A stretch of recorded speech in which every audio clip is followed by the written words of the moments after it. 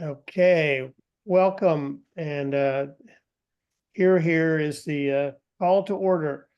So I would ask members of the subcommittee if they would please let me know if they have would approve today's agenda by either a yay or your hand up or something to approve.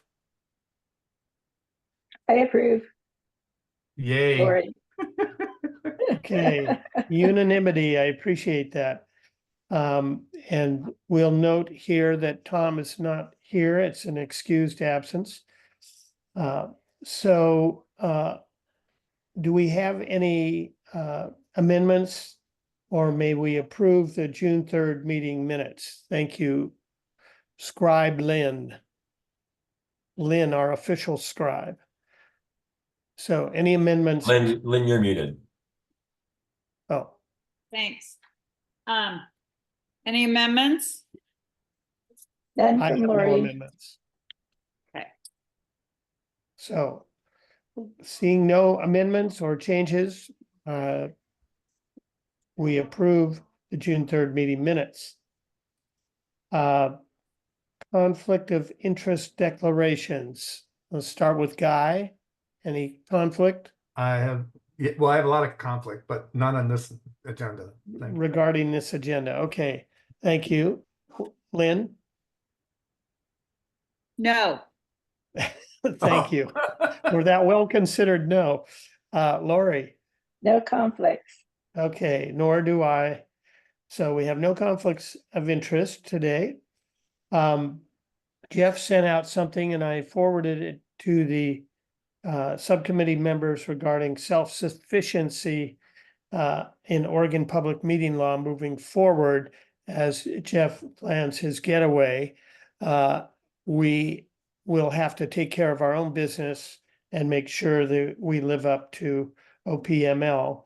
So that will be a little more diligence on our part, since Jeff has been really good at getting after us the end of the meeting to put agendas together, to get a schedule out ahead of activities. And probably there's other things you want to remind us to do as well, Jeff. Well, I think you covered the things, but like I want to actually talk about what you're going to do and what I'm going to do to make sure that happens. Because so for starters,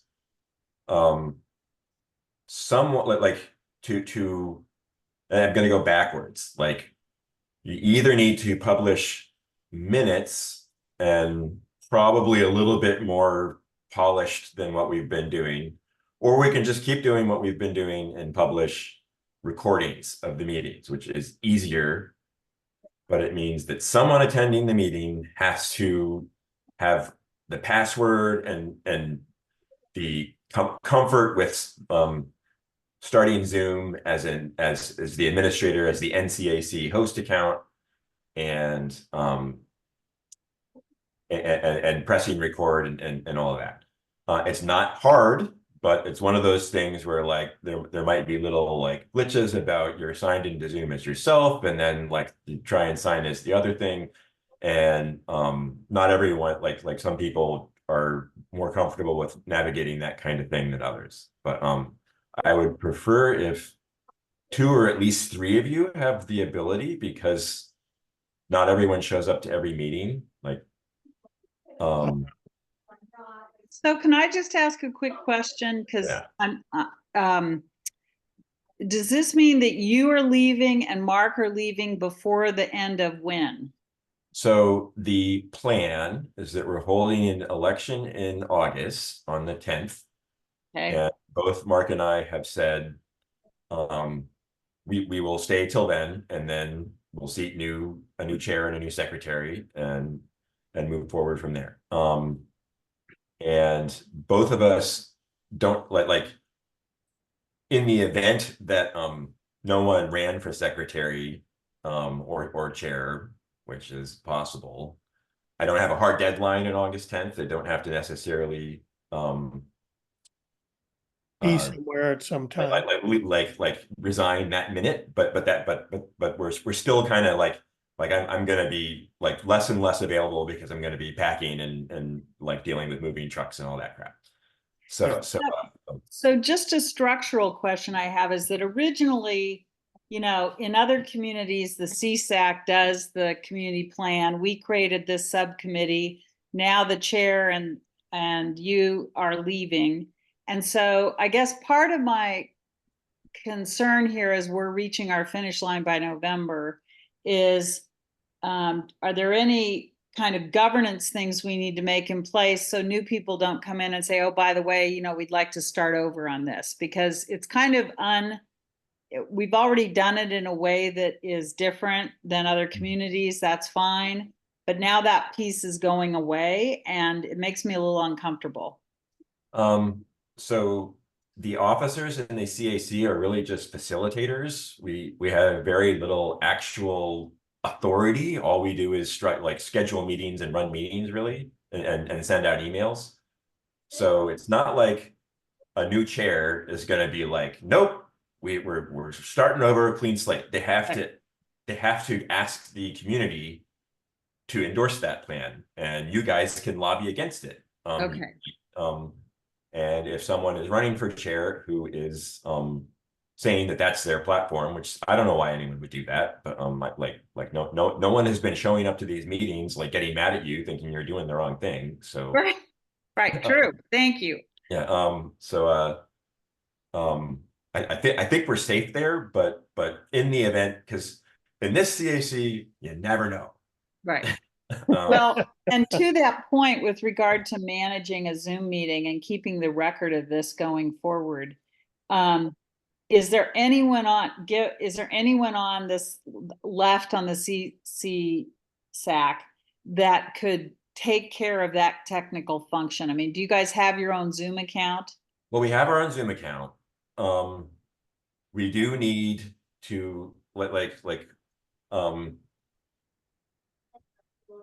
we're going to need to do some things like whoever takes over as secretary, unless it's someone with a lot of technical facility who there's only one or two people I'm aware of that kind of fit that bill, and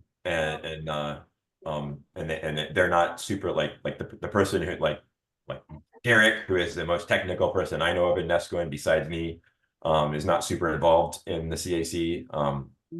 But I think like Rand, I certainly think we should invite Derek to get more involved.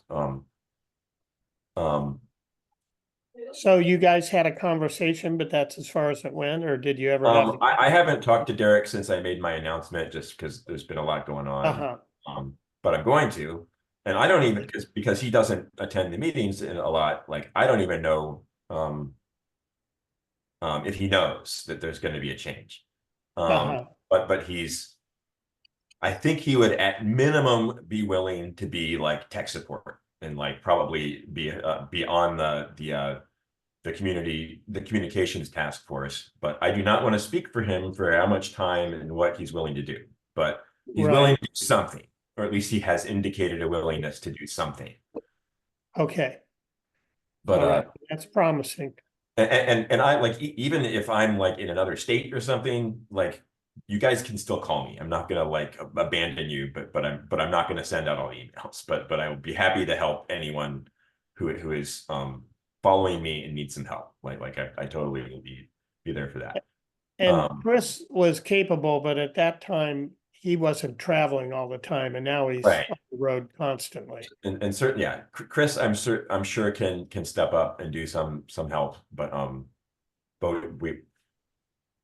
what we don't want to have happen is have everything fall on one person's shoulders, especially someone who didn't run, but like Chris, because he's he's the officer left with the most time.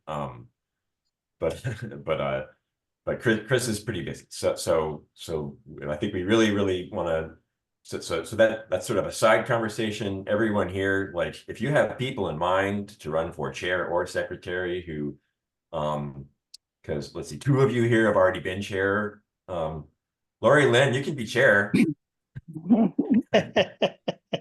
mean, no, you should like. Well, yeah. Jeff, Laura, she would make a good chair, by the way. Who would? Lori, Yeah, I So think, yeah, I agree. my thought is that a parliamentarian should step up because that's basically what the job is, to be the parliamentarian and know all that stuff so that they can not have to be corrected and told, no, you can't do that. If you want to call Michael and suggest that, be my guest. I might, because you're the second person who has named. You didn't name Michael by name, but like he's the parliamentarian. So Right. So Jeff, just because Yeah. you've done such an excellent job and been such a great colleague, where are you going? still figuring that out. As I was telling Guy, I announced earlier than I would have otherwise because of Mark. And but we're still at an earlier phase in our plan because yeah, just we're talking about different options. So don't know yet. But I didn't want to like make another announcement in August and then Yeah. and on like yeah and honestly like that would be I suspect that like I would not I don't intend to still be in Nesco in October. September. So August is the right time to have the election. Okay. All right.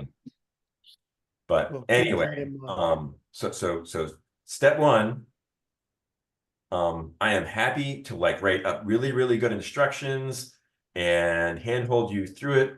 But I would love it if 2 or 3 people on the committee said, okay, I will learn how to start the Zoom meeting and press record, which like I said, is not hard. There's just like a few things where you might get tripped up and I can be tech support through that. And once you've got it sorted out, it should be fine. So I'm hoping, and Tom isn't here. Tom, I'm going to venture that Tom is probably the most technical of the 5 of you. He probably could do it, although I haven't gotten a confirmation from him that he's up for that. But do like raise your hand if you're willing to be trained by me and how to just be the Zoom host for this meeting and make sure the recording happens.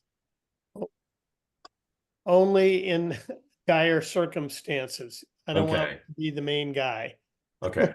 Well, fingers crossed, Tom can be the main guy, but he's had a lot of doctor's appointments lately, so which is why I don't think we should only have Tom. Yeah. And I think it's a reasonable expectation, as long as there's a CSAC left, is for them to provide that service. Sorry, but Right, the officers. yep. Yeah. But that means like the trick is that like to do the recording, someone has to be here. Like in like, so for instance, the bylaws committee, Nancy took that on. She does that herself. And I don't Also, like, and I don't. I think that's a reasonable expectation. This is one of the principal focuses. This is one of the principal purposes of a CSAC. Okay. Well, you're The going to name have of to take name- that up with the Yeah. person who comes after you. Yeah. But like, and I do want to emphasize, this is not hard.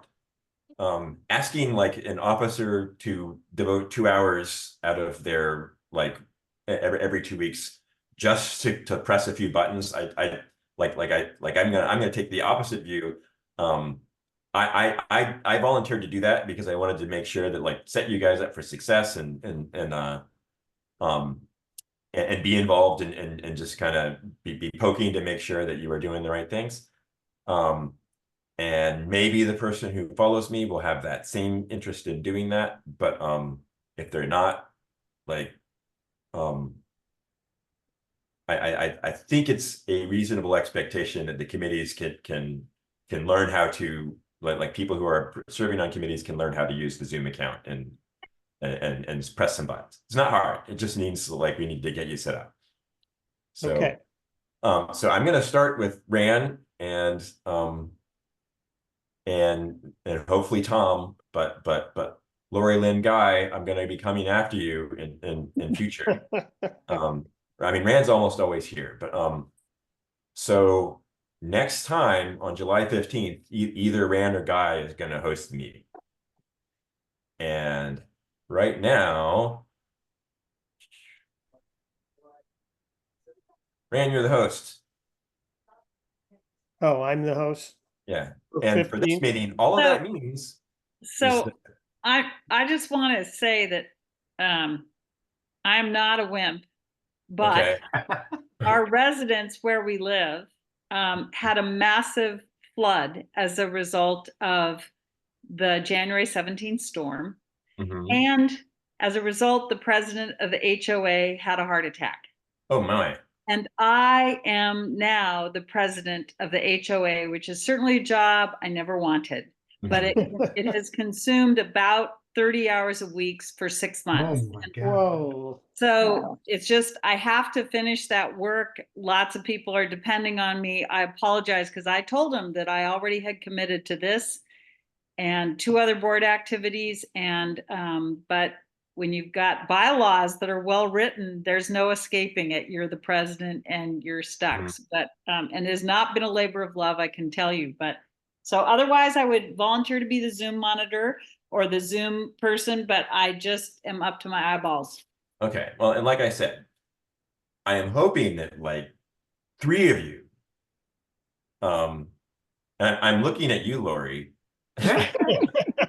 I'm willing Um, to be trained, but I'm not, I don't know. I'm happy to be trained if it turns out to be my responsibility and I mess it up, so be it. You Okay, can't do yeah, that it's- if you're chair of the, Yeah, the whole Lori, point. you can't, The whole point of 3 people doing it is that like Tom's not here today, so if like someone else could do it, like if Right. I mean, you and might as well train us all. I'm happy to train you all. That's a good idea. Okay, Yeah, all right. just train us Well, all. okay, we're gonna go through you. Each of you, each person will host a meeting. Like next time, it'll be either Rand or Tom, and then after that, it'll be the other one, and after that, it'll be Lori, and then we will get around to Guy and Lynn. I don't often pull this, but you know, you guys do know that I'm legally blind. So I Which is just want to add that. okay, but you, Add And that. yet he you can- drives. if you can sign into Zoom, you can press the right buttons. Yeah, if you can drive, you can set up a Zoom call. See, Can you drive? He I drives. do drive, and I tried to get a handicap sticker being legally blind, but the woman over in Lincoln City just kind of looked at me and laughed and said, "Wait a minute." Okay, so that's sorted out for today. Okay. Now, agenda. But basically going forward, as long like what I do think I agree with Lynn on is that you guys do not need to be responsible for after your meeting is over and you've closed the meeting, putting that up on YouTube. Like the communications task force, that's their job. No one's currently on the communications task force, but that's solve that. So for today, Guy or Rand, your responsibility as host, because I'm going to drop off after we're done talking, is to just leave the meeting and make sure you press leave for all. If you want to be extra diligent, you can press stop recording before you do that. But if you end the meeting, it'll happen automatically.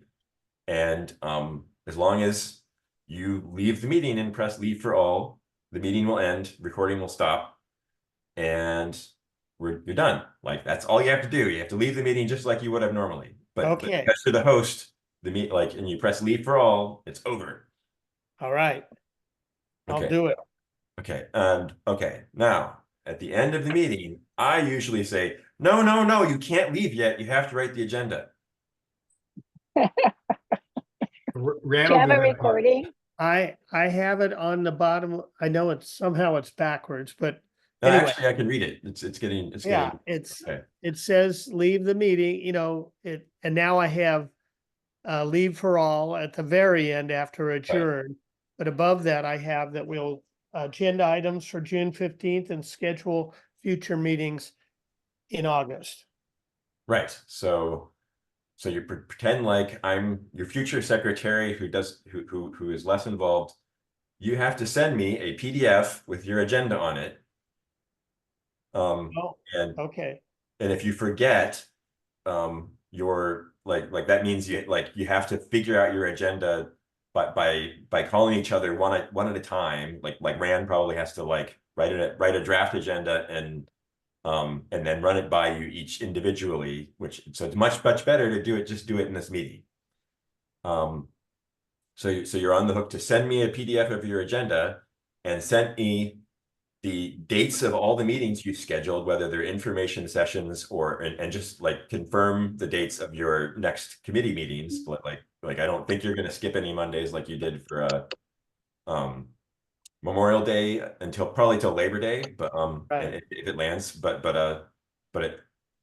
assume that you need to confirm that, because I don't know if like there happens to be a Monday where all three of you are going to be on vacation or something. So your deliverable at the end of each one of these meetings is to send the secretary, me right now, and someone else in the future, a PDF of your agenda that like is nice and is gonna be people are gonna be able to read it and make sense of it who are checking your agenda, and information about any meetings you've scheduled that need to go and be noticed.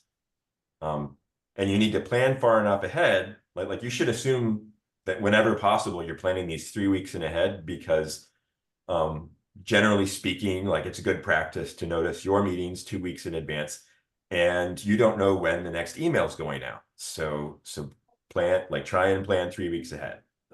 okay, So those are your two deliverables. At the end of each meeting, you have to send the secretary PDF of the agenda of your next meeting and a list of like, these are all the meetings we have scheduled, and kind of note the new ones.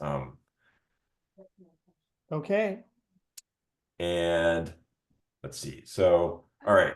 So I think that's the thing. Like you're letting the secretary know 3 weeks in advance, like these are the meetings that we need noticed. You're sending the secretary an agenda for each of those meetings that has an agenda, since your information sessions don't really have an agenda, at least 1 week before the meeting. And I recommend that you make the agenda for your regular meetings at the previous meeting, as we've been doing. And if you send that to the secretary, me, you're in good shape. okay. And I think that's everything we need to talk about. So I'm going to drop off this meeting. The meeting should continue because Rand's the host, should continue recording. If you have any trouble where you need tech support or you have a question for me and you want me to come back on, send me a text. Okay, All right. thank you, Jeff. I have faith in you all. God, I feels hope like it's well placed. Okay. feels like I'm going out riding my bike for the first time. All right. Have fun. Okay, thank you. Okay, so we have scheduled a 2001 recommendations discussion. I kind of wonder if we didn't assume Sarah might be here, or that Lynn and Guy had a conversation with her, but I'm not aware that that happened. No. No. And so I'm not sure we can do too much with that, but I think that we could discuss what we understand her concerns to be. I still am befuddled by what you guys sent her and then what she said about things that couldn't be changed. It's vague what is between those two things. I don't know what can't be done. Yeah, I think, and Guy, I understand fully your point, and I agree with it in theory. What I think Sarah is saying, and I think she's right, and I think it's this law allowing these things, this rule, the administrative rules, although they've been updated since adoption, they create a scenario where you could update things as you go.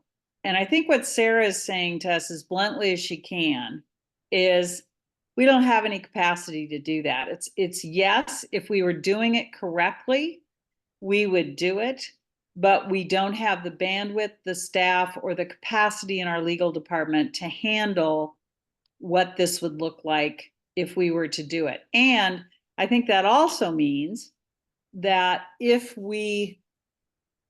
your point is well taken, that if something comes up and it's still there, we're stuck.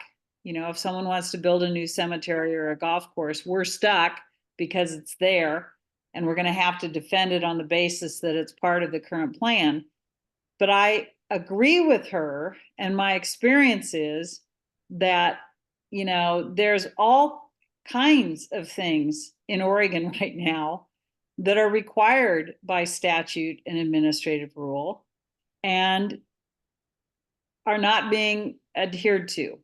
And so it keeps the lobbyists busy and paid.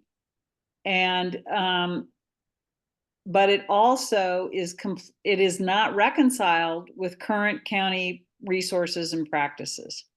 And so I think it leaves us in a spot, because we can't clean up the statutes as we go, and that's part of the reason for these planning process. But I also think that not only does the community not have the bandwidth to initiate those deletions and then defend them or manage them, but the county is saying in every way they can that they can't do it either. And I think it's particularly true given where we are right now, on all levels, whether it's national politics, state politics, local politics. And so I'm not saying it's right, and I'm not saying I don't agree with you, but I value county staff's instincts on their inability to manage it. And I am reluctant, given my own experience with the county's delays and resources and problems, to do anything that presumes they'll be able to handle it, because I think they've effectively told us they can't. And not saying that's right or good, but I'm a pragmatist. Yeah, and I don't disagree with you, Lynn, in terms of what their initial reaction is.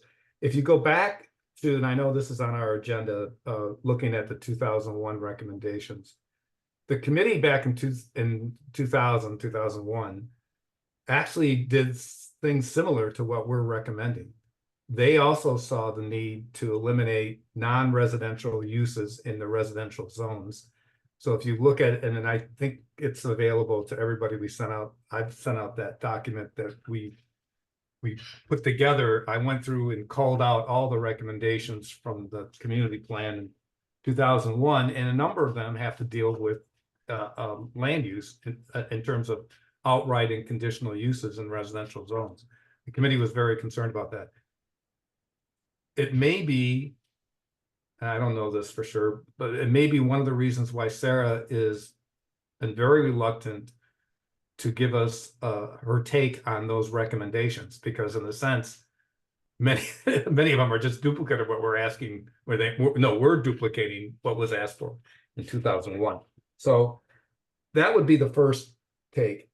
I want, and I agree with Lynn that they're risk adverse. I think I sent an email when I was in the hospital and I was on drugs, by the way, so please forgive anything. And who knows, but I think I tried to say that the county is right now risk adverse for a couple of reasons. One, I don't think it's as much as staffing, it's money. They really exhausted a lot of their legal funds defending these STR issues, and I think they just finally won this past week at the state Supreme Court. That's what Tom said. So, but that cost them a lot to take it all that way, and give the county credit for doing that. I know Sarah has said to me unofficially that the idea of a Measure 58 challenge and taking it all the way is just something that they can't afford to do. It's staffing wise. I mean, they'd hire a lawyer just like they did with the STRs. They hired outside legal help. So I get that. And here's, I don't think I think Sarah owes us a conversation directly about that. And says to us directly that the county will not support any changes in our community plan that may initiate a Measure 56 challenge. That would greatly reduce what we do in our community plan. But she owes us to say that directly, I think. And I know I agree with Lynn. She's been talking around it and hinting at it and suggesting it and whatever. But let the county tell us we will not support any changes that would result in that. Here's the strategy that I'm thinking to do it countywide. I just attended that meeting last week on Senate Bill 406. The Planning Commission held a workshop for interested parties, including the Planning Commission, where we got reports from the consultants, the two consultants that were hired by the county to do 406. 406, the whole purpose of 406 is to increase housing opportunities in residential zones. And it's going to come to a point, and where I think the debate needs to happen is within the Planning Commission and the county commissioners. Are we willing as a Planning Commission and as a county, willing to take Senate Bill 406 and use it as kind of the backbone to review all these residential zones and remove non-residential use, especially from R1 zones and maybe some of the uses from R3 zones. We in Neskowin really only have one, what I would consider kind of strange use in an R1. I think it's cemeteries or something like that. R3 has a number of uses, which I think are concerned. And the other concern, even about R1, that if I were a Neskowin resident and I was living, especially in the village or anywhere near the shoreline, that something similar to what happened in Tierra del Mar would happen here. Because there's right now nothing that would prevent that.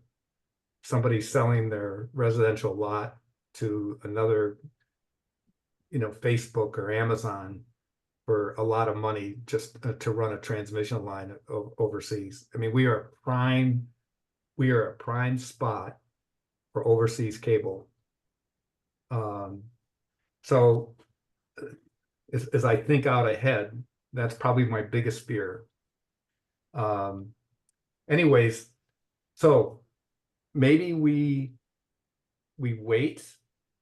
Lynn and I did go through the current R1 and R3s, made our recommendations. We just let it sit.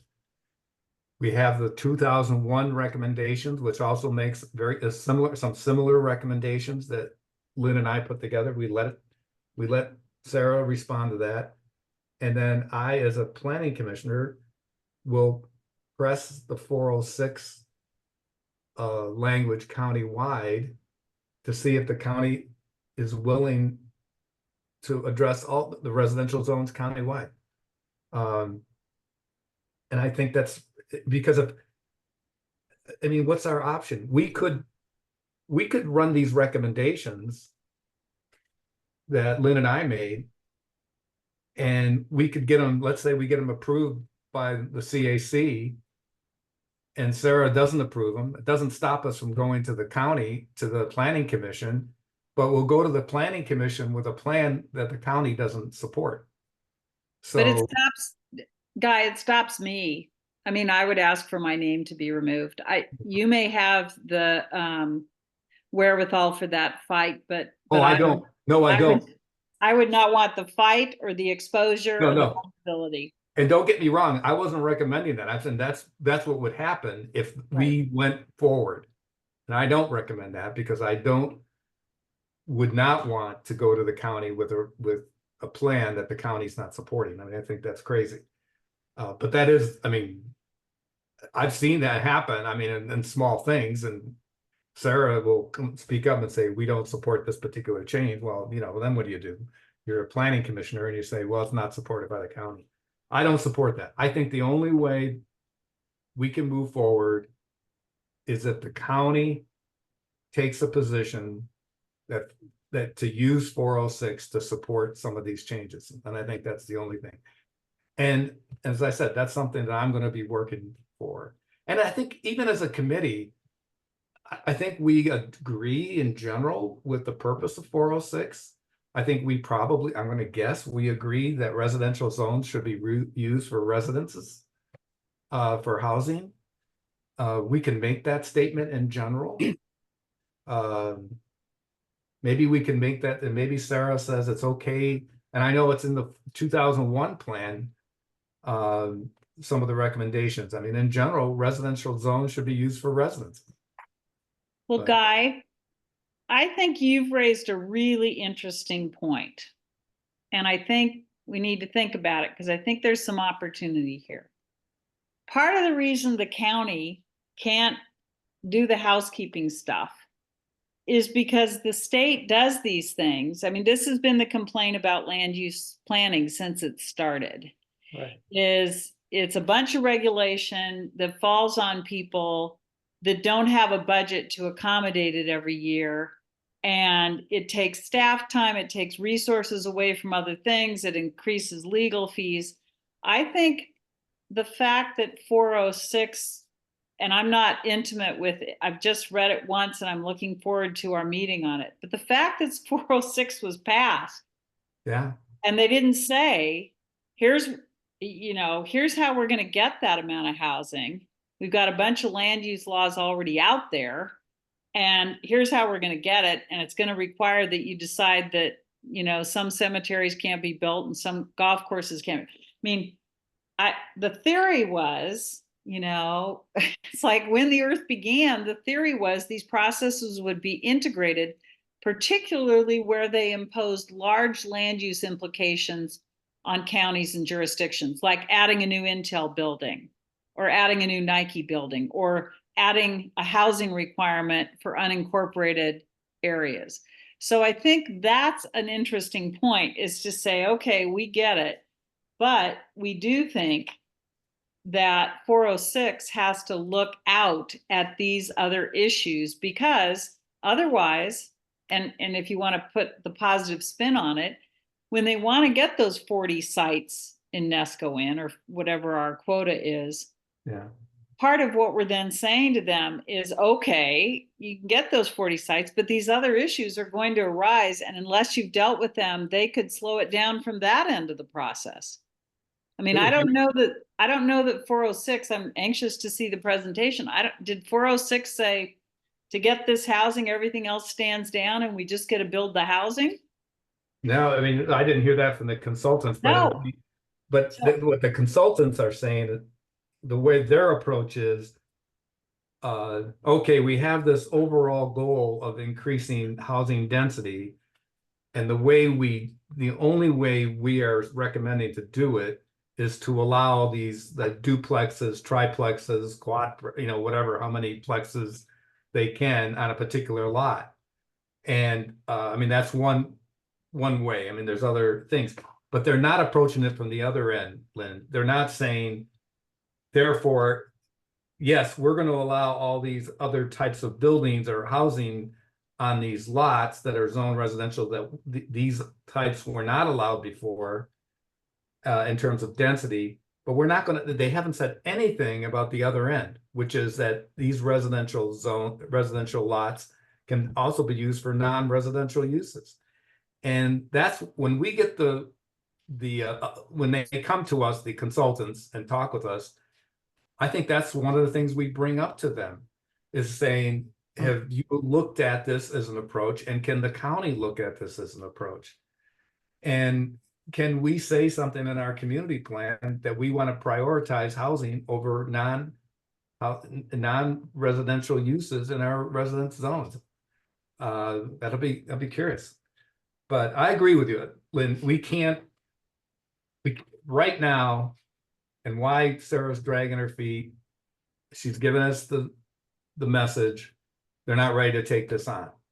Because otherwise, it's a measure 56 for every change we do.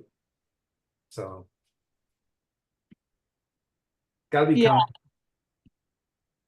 Okay, well, that's probably as far as we can take it unless there's something else to add to it. So, I think, Rand, that we could, as a Write it up, committee, or- as a committee, even somehow recommend the general statement, just as I said, that we recommend that given our need for more housing and different types of housing, that we recommend that residential uses be prioritized over non-residential uses. I mean, a statement like that, I'm not going to write it here. right, so you kind of, well, it could be a value, Could be a value. right? I think we have a value on housing, don't we? If I remember. Yeah. So you're really saying you're leveraging the requirement of 406 and to say that these other changes should happen when that happens to make it Right. more effective. Exactly. Well, and it's possible, I don't know, but it's possible Sarah's responding to their lawyers already knowing, because they've all been briefed on 406. I mean, they went through all the sausage making that created it, that they've already been briefed that there's gonna be, I mean, the housing requirements in Oregon right now, the housing need is desperate. It's just desperate. And we've underbuilt, we've made things too expensive, we've made them complicated. We have a lot of people who can't buy anything. So it's possible that their lawyers have already told them, look, we're going to get all that stuff in 406, because as soon as developers start filing the plans for putting multiple housing on, odds are you're going to have some litigation from neighbors and other things. So possibly that, and they just don't want to say that they already know it. And lawyers are lawyers. So I think your idea is a very solid one, Guy. I think we carry it forward in that way. I'm not sure how we say it. I'm more than happy to have a conversation with Sarah about, let's be clear here. These things are going to come up. I mean, I could see a neighborhood saying, we don't want that affordable housing. And so what we're going to do is build a cemetery here. And no one's going to be buried here for 30 years, right? It's just green space, but it's a cemetery. You can't be, I mean, we know those kinds of things happen. One of the things that came up at our workshop last week, and I think I asked the question of the consultants, that this plan 406 is not about affordable housing. Yeah. And it's not about, and I know they like to say middle housing. And the reason they use the term middle housing is that a duplex, and their idea is middle housing over a single home. And so the definition of middle housing, which will be interesting to hear when the consultants finally get to us. There were a lot of questions that they had trouble answering. But I just don't, Guy, don't you always think of middle housing as something from Tolkien and right, Middle right. Earth? I mean, when I hear middle housing, I just laugh. I'm like, yeah. Oh, yes. Remember the days back 50 years ago reading that? Round doors and yeah. Little the candles burning. Anyway, so yes, bringing back old days. Anyway, so one of the questions is there's no guarantee in any of this that these duplexes are going to do anything but increase the profits of people who are selling for high things, because there's no limitation on what, okay, we're going to limit the square foot cost of what you have. You build this building, you can only sell it for $200 a square foot or something. There's none of that. And they recognize that. They could be just building, increasing housing density, for places, that are going to sell for even more. I just had lunch. This is crazy. I just had lunch with a guy today who's from Nia County, and he found out that somebody was buying the lot next to his house and they were gonna put a short-term rental. The plan was to house 18 people in the short-term rental in the next lot. So he and his wife bought the lot. This lot, if you stretch, you could see the ocean. That's about it. Nothing special. $500,000 for the lot. $500,000 for the lot that they bought just to protect their house. And I said, in Neocani, I says, is that the going rate? And he said the lots above them are all selling for $1 million each. Whoa. Now they have a better view. So view lots are selling for $1 million. Now you can increase housing, but if it's just gonna sell for God knows $1 what million kind of money. bucks for a duplex. Oh my God. Amazing. And I think what we also need to remember is California is still out of water, and houses in Portland are still just Crazy. unbelievable. And it's overwhelmingly Californians relocating to get out of California. So, Yeah. okay. Where's Guy, I Tom McCall when we need him? Yeah. Well, I would. Sarah didn't mention Tom McCall in the work session on Land Use 101, and I kind of wanted to raise my hand and talk, but then I thought I'll probably cry if I start talking about Oregon when Tom McCall was here, because it was such a great place to be. So Yeah. anyway, I think we've got a great solution here, and I think we do follow up with Sarah. And I think we need to remind people when we get to these hearings of exactly what you just said, Guy, because I agree. That is what people are missing. There's no one, the state is prescribing that you have to have the capacity to offer this housing. Doesn't guarantee it gets built, and doesn't guarantee it gets built to be affordable for people who aren't relocating from California. Right. Exactly. All righty, Rand, what's next on the agenda? We covered that to death. Well, we can discuss, we have the June 29th meeting and how that went. First, thanks for being there and doing the work, Lori and Guy and Tom and Lynn. I think you also were helping with getting the chat recognized, etc. And I was glad to attend, but appreciate the work you did in the room. So what do we have any ideas about when we have a bigger space and we have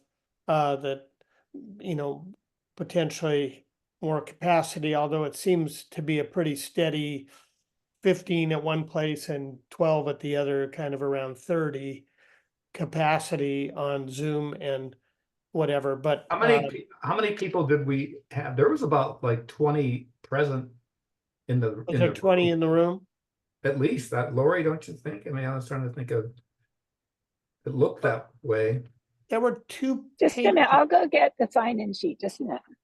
Okay. Keep going with your conversation. So you're talking, Rand, about when we go over to the gallery? Yeah, when we go to the gallery on the 9th, I said June, it's July 9th. They have like 20 chairs, in-house, and then We could if bring we some think over. we Yeah. need more, we get them at the fire hall.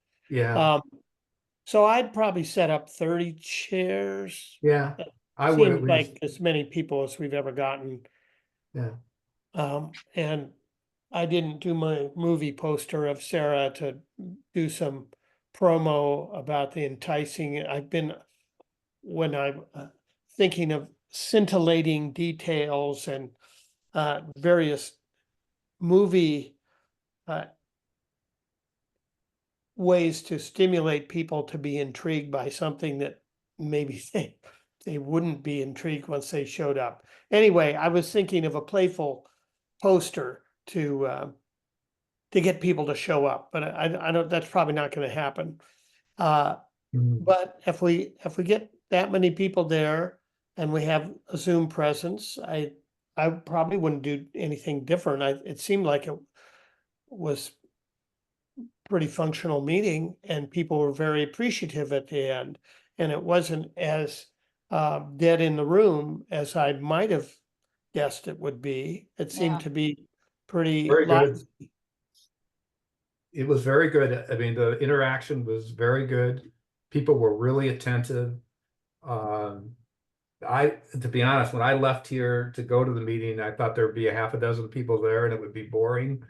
And then I think there were 20 in the room or so, and they were engaged and listening. And we had some people, I don't know, half a dozen people I've never seen at any of our meetings before. I think that the what we should emphasize on the gallery meeting is that, as Sarah said, I mean, this is a land use 102. This is the deep dive into Nescoin. And Well, that's this- what I think is going to be critical. Well, this is supposed to be SB 406 one, and the following one is supposed to be the Oh, we digging got- Yeah. deeper. She Yeah. misspoke because we had, anyway, and she was Okay. told that at the end that, no, the next one is 406, and she went, oh, okay. So Okay. it might be more interactive, especially if we bring up what we just talked about. And So, this is 6 o'clock on the 9th of July, correct? correct, Okay. Yeah, I think, and it's at the art gallery? yeah, Hawk Creek. And then the meeting on land use 102 Is the next one on the 23rd, and we don't have a place for it. I asked for a meeting at Michael's and just said, let's see how it goes. And if it goes well, and they Yeah. don't have any glitches, I think they're happy to get people in the gallery who have never been there before. It's good for them. So if it's a win-win and they like it on the 9th, we still have 10 days notice to give the location. We have already publicized the time and the day. We just need to plug in the location. And I wanted to give them a chance to say no before I scheduled it and they said no or something. I wanted to have them have the experience and then say, oh, that was great. New people were here and they asked about the work and let's do it again. So anyway, that's the schedule. Lori, what did you find out?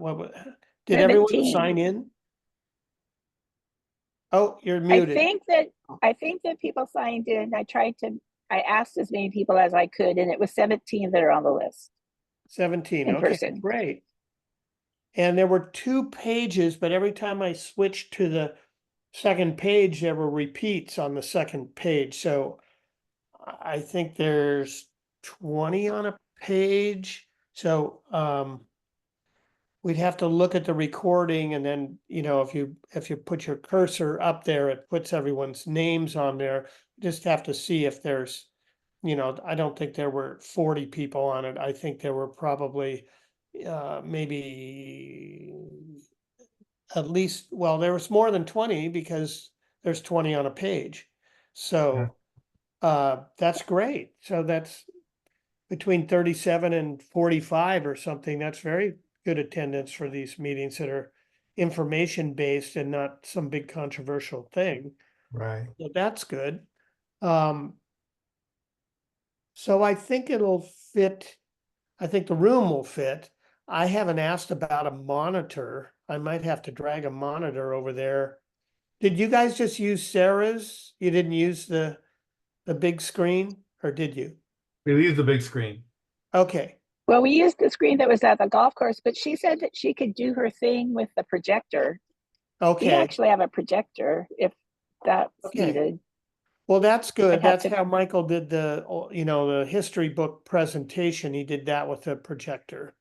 So, and Yeah. I had one, but I blew the bulb and now I think I should buy a new one, but with new technology, not 20-year-old technology. But he did have access. So that's something I'll have to talk to Michael about the projector.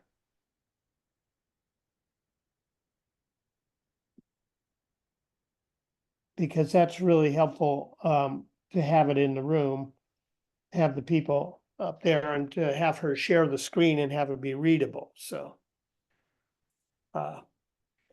well,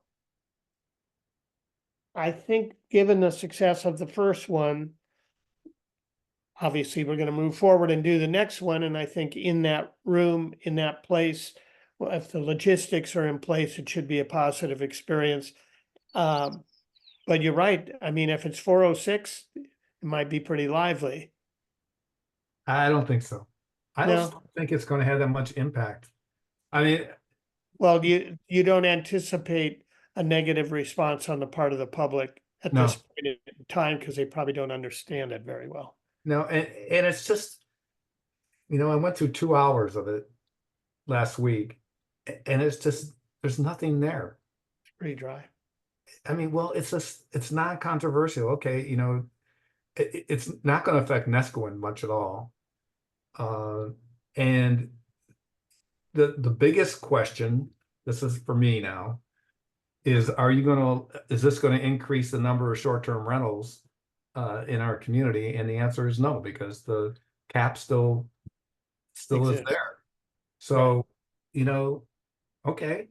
So it's kind of it's kind of a willful thing to show that we're working on it, but it's not necessarily gonna do anything because it'll be unaffordable. Yeah. For people who are looking for housing at the, entering into a $250,000 deal Mhm. for a house is maybe a thing of the past. I don't know. Okay, well, Mhm. I'll work on the logistics, make sure those are in place for the July 9th meeting and and then at that time, I'll probably broach the idea of a meeting for the 23rd over there as well, because there are not a lot of options. Unless you go up the valley to the school, and then they don't really have a screen, so the projector might work though. Anyway, I'm hoping we can keep it so people can walk over there and not have it be a drive thing. So, okay, well, that's the July 9th thing and the 23rd kind of wrapped inside it.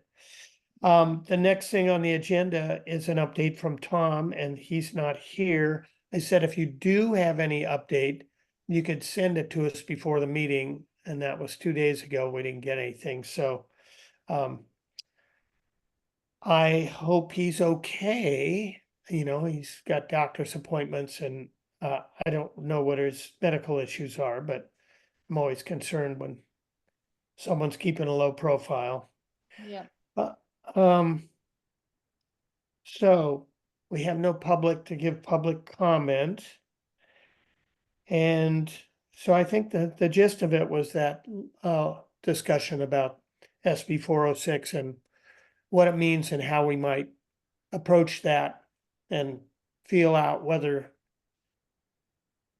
the leverage potential is there to have success with the other things at the same time 406 is accepted. So that's more intricate than I'm ready to present, but theoretically you guys are on top of that. And do you have any scheduled meeting with Sarah? Did she hasn't set up anything? Because she said definitely Guy and Lynn and I will get together and work through this. Yep. I think she'll be pleased with what we're coming back to her with, but I'm going to be at the 406 meeting on the 9th in Nescoin. Guy, are you going to be at that meeting? Oh, yeah. So do we think Sarah will be there? Could we grab her then? Oh, yeah. Oh, She'll be she's there. presenting it. She's Okay. presenting. Perfect. Yeah, we're not So presenting it. we'll meet with her that night. We'll talk to her that night before or after. And see what we get. I would really hope that you could talk to her before that night so that she knows what your perspective is, and depending on what her response is, could include that she's working with our subcommittee to understand how 406 might play a part in our recommendations. So if she does have a good response to it, I'd like that to be more in place than happening after that. I mean, it is 8 days away or something. It's not like there's a lot of time between now and that meeting. So But- Guy, do you know what the county schedule is? I mean, I know Thursday and Friday are a holiday, but is there a time on Tuesday or Wednesday where we likely could get Sarah based on planning commission meetings and all her other routine stuff? Well, she'll be here on the 9th. Okay, well, maybe my hope is not advised. She's gone now. She's She's vacationing. gone with her daughter, so I Okay. suspect there's not gonna be a chance. Okay, No. well, but it'd be good to give her some kind of heads up before. Yeah, I Oh, we mean, or will. else just talk to her about it afterward. Yep. Okay, well, if you guys can make a point of doing that so that happens, that would give us a better idea of what's gonna happen with the recommendations. And it might, a light bulb might go off in her head about this when you bring it up and say how in a way it does provide some leverage for some changes. So we'll leave it at that for today. And then what we have to do is, well, we have the presentation meeting on the 23rd, and on July 15th, we have another meeting like today's meeting. What's the potential for attendance at that is with the three of you? Is that good for a June Yep. 15th, 2 o'clock, Monday, the 15th? Yep. Okay. All right. We And should also, Rand, I mean, I think it would be good if you called Tom personally, and we don't want to get into his business and it's none of our business, but just to ask him if he has any concern about his ability to wrap this up going forward, because he would be that would be huge if he's going to be out of commission for a while. And Yeah. I don't think we need to have us all hear that conversation. I think it should just be you and him. Right, I agree. So I will do that as maybe later today if he set an appointment. I don't know if it was locally or I think he goes to Corvallis. Corvallis or something. Mhm. So I'll do that. I had told him that I did want to sit down with him, and I didn't get a response, because I'm reading at the thing that he put together for the pieces of the overall plan, and I took a picture of it and sent it to him and said, so this is where we are, right? This is where we are in the process.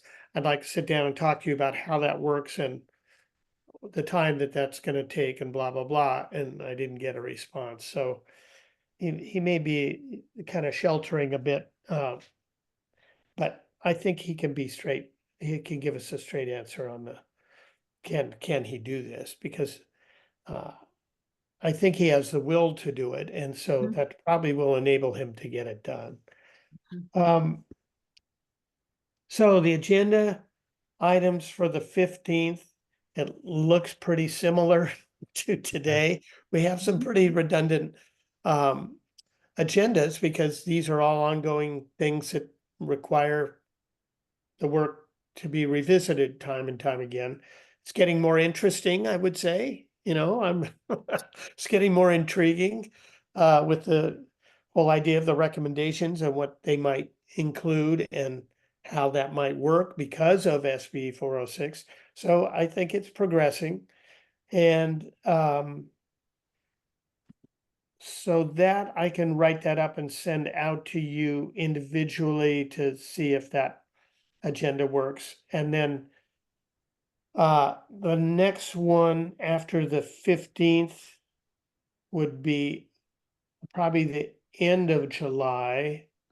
2 weeks from the 15th would be the July 29th or something. I don't have but I'll include that. I don't see these agendas changing very much unless the presentation meetings and the meetings in between offer some new stuff. Hopefully we're gonna get, I gave Tom a deadline of 1st of August. And he said, certainly that's doable, if not before, was his response. So, so something around the end of the month would probably be a really good thing to know by that time, if in fact it has matured and turned into a document that is presentable, so that when we're working on the recommendations for ordinances and such, we have the values articulated and up to date in the form that they will be in the document, as far as we know. So that would be a really good thing, that people could stand on that in order to look at the recommendations, since they're interrelated.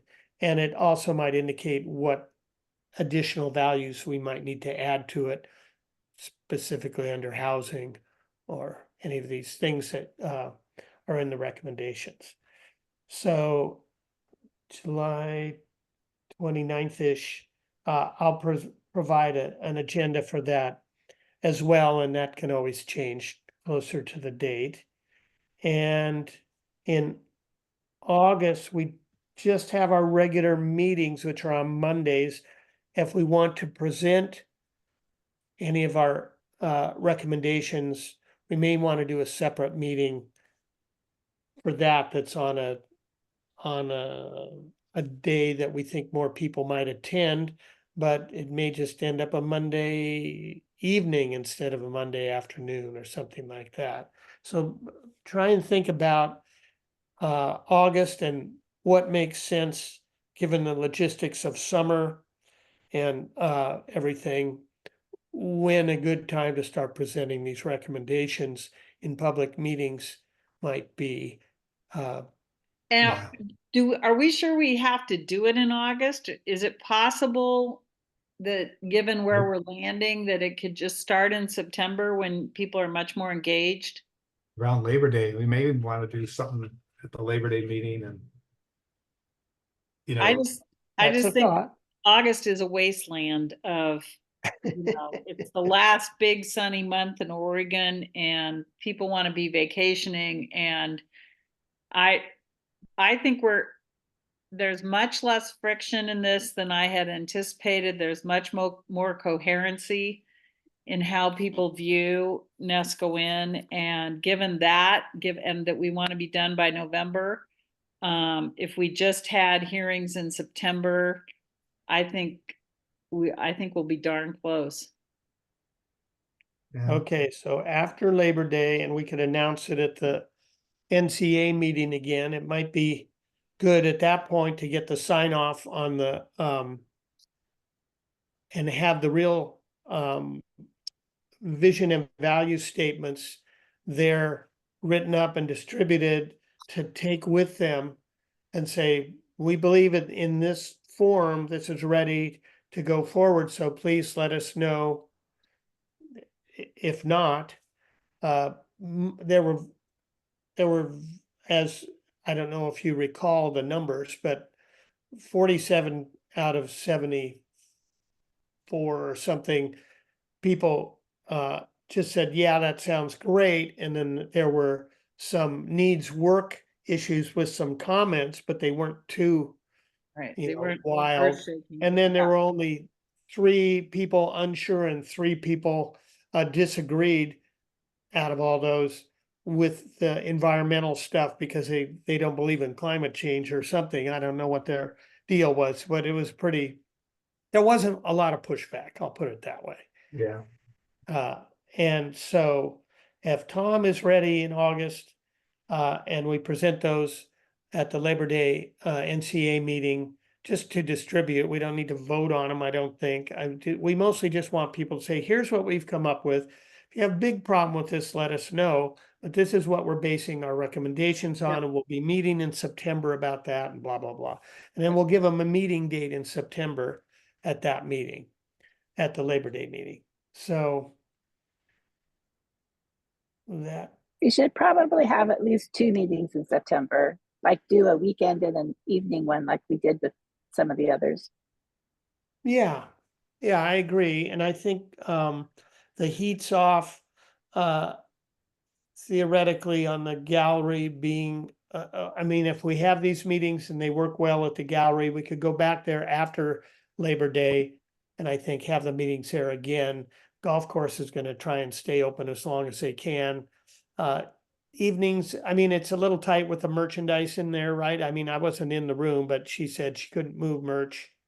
I didn't see any problem whatsoever, but No. Okay, I'm not the manager of the golf course. So right, right. it seemed So to me like everyone had plenty of room.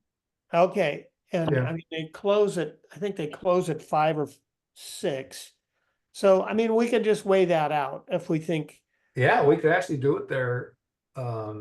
Yep, after Labor Day. yep, Yeah, Okay, so that might be the easiest thing still, and they did say that after this meeting, last week, that they did want to charge us. Cause they're looking for revenue and it's kind of, I don't know why they need to. oh, wait, you said they do want to charge us? They do want to charge us, and the NCA balked and said they didn't think they should charge us, so. That's a little, wait, this is the golf course? yeah, What did they say they wanted to charge us? $50 an hour is our going rate for use of the facilities in the evening.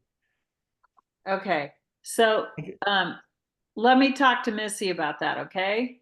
Or Schick, Yeah, I'll talk to both of them. yeah, see if. I'm see if on the they think- board, I'll talk to them, okay, Great, that's great, and that would be in September. right, So it's over the hump for them. They should be rolling in dough by then and very confident in their future.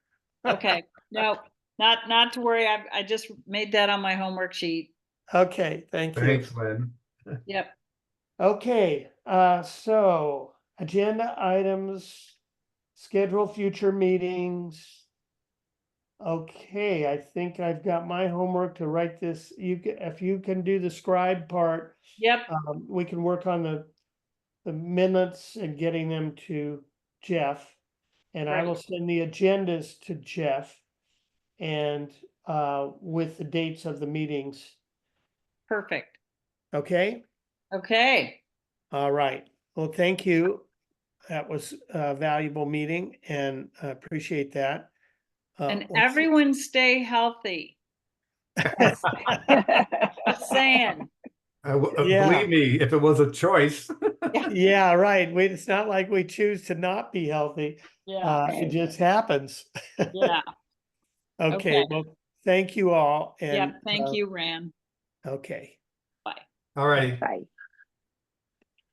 Ran, you're all set to sign off, huh? I'm ending the meeting for all unless Stop there's recording, something you more to stop talk to about. recording.